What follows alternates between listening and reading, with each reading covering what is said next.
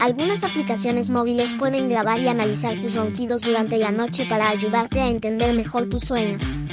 Y ahí lo tienen, amigos. Los ronquidos pueden ser una señal de algo más serio como la apnea del sueño, así que no los ignores. Con algunos cambios en el estilo de vida y un poco de ayuda médica, puedes mejorar tu calidad de sueño y decir adiós a esos ronquidos ruidosos. Esperamos que hayan disfrutado este dato curioso. No olviden comentar, darle like, compartir, suscribirse y activar la campanita para más contenido interesante. Nos vemos.